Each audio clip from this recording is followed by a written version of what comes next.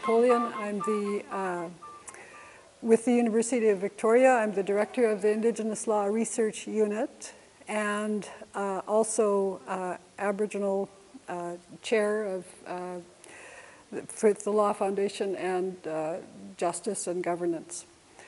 So over the last few years, my work has involved taking Indigenous law seriously as law. So I've been working with Indigenous communities across Canada and working to articulate and draw law from oral histories, from other ways that people have recorded information through time, and synthesizing all of that information into different bodies of law, perhaps analogous to criminal law and property law and family law and so on. So different areas of Indigenous law, so that what people can see in the synthesis are the legal processes, who are the decision makers, what are the procedures for determining a legal response, what are the kinds of legal responses that people have to issues that they have to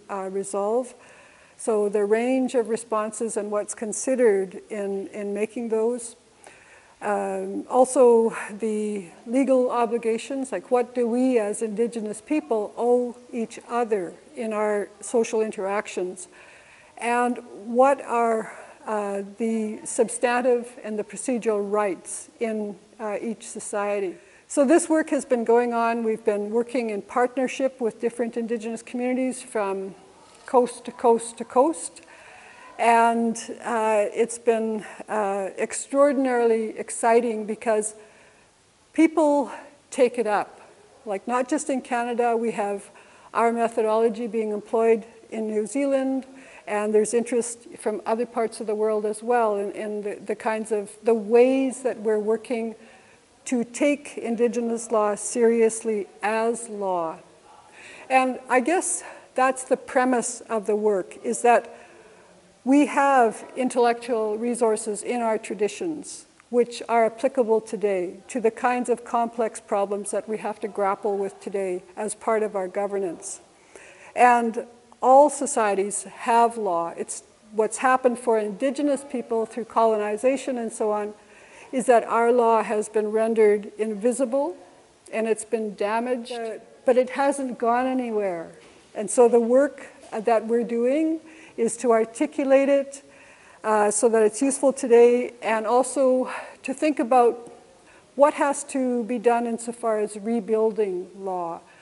How can we look at historic legal institutions and law, and contemporary Indigenous legal institutions and law, and think about how to work those through so that they're coherent and accessible and intelligible for communities today.